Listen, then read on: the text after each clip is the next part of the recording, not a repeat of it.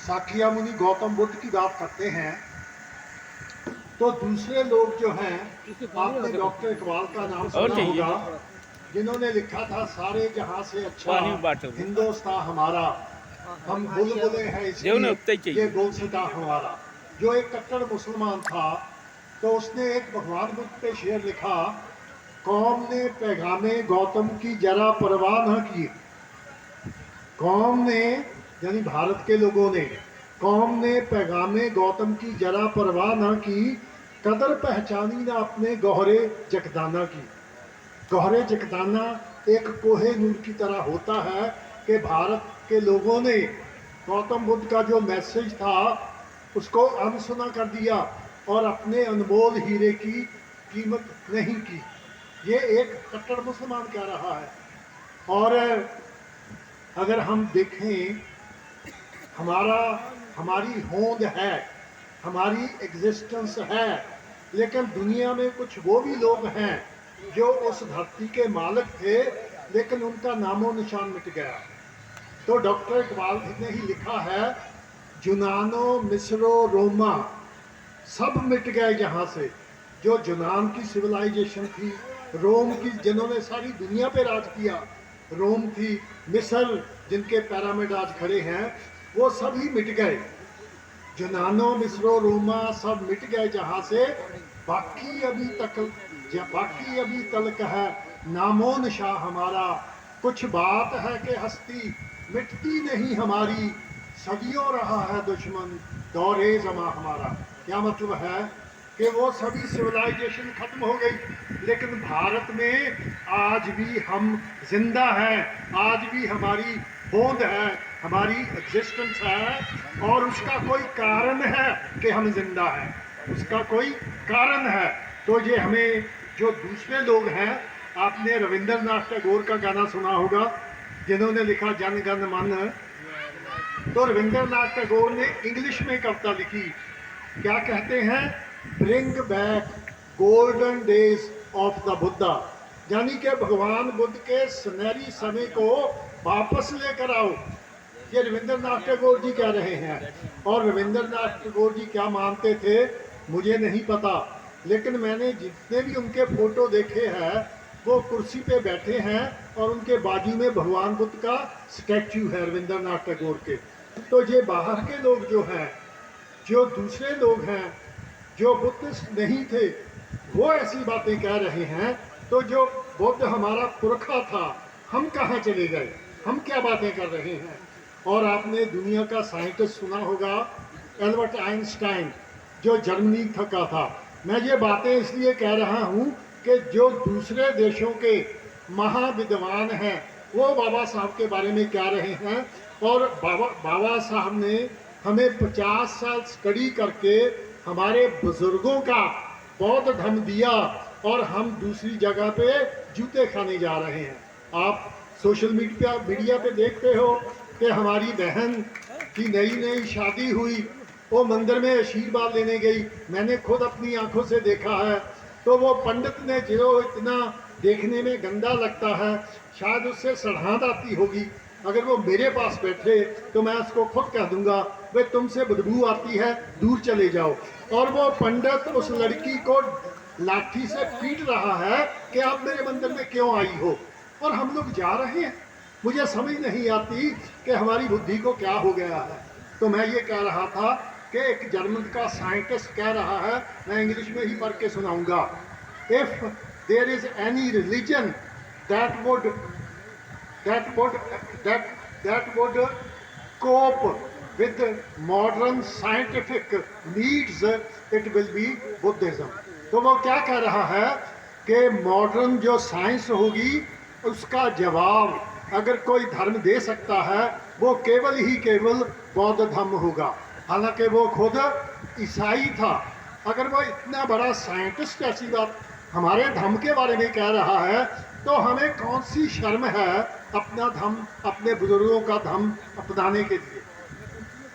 मैं यूके में रहता हूँ। जो यूके है वो निरपक्ष धर्म देश है, सेकुलर कंट्री है और सेकुलर है।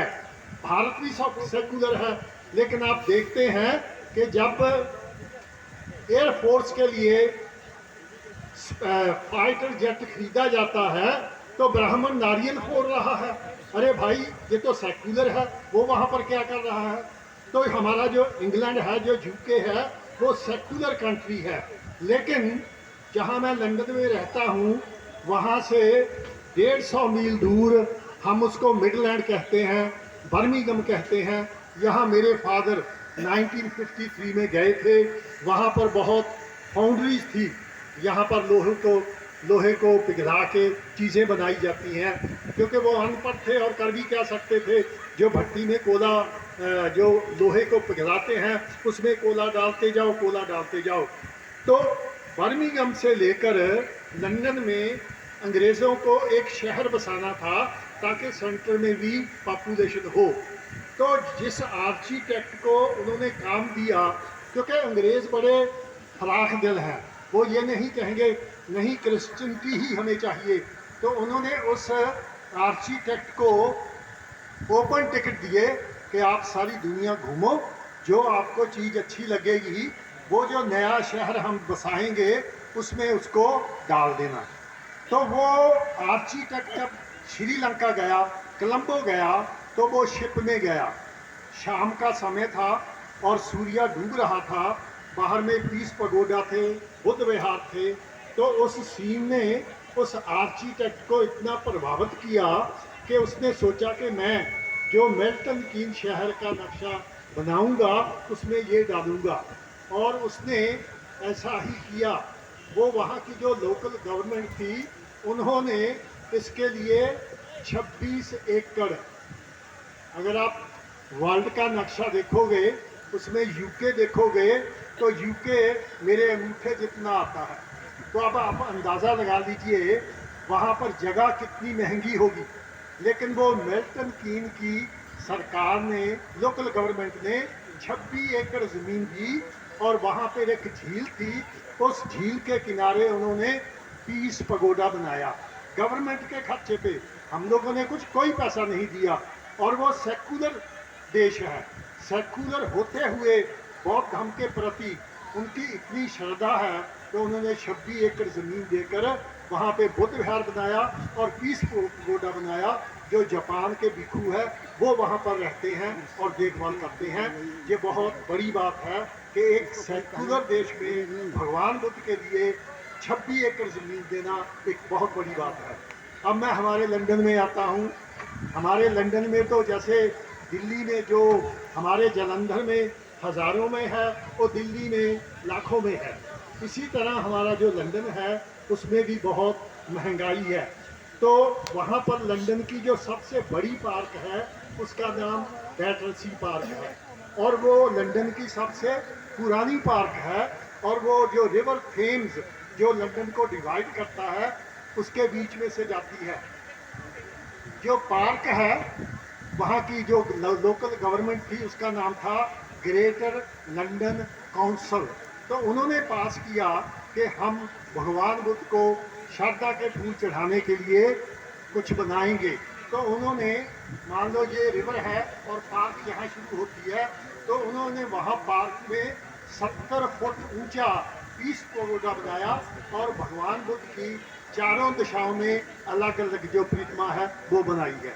और जब आप सड़क में जाते हो और रिवर थेम्स है, तो आपको मेडिटेशन पोज में जो बौद्ध गया में था, भगवान बुद्ध आपको दिखाई देते हैं।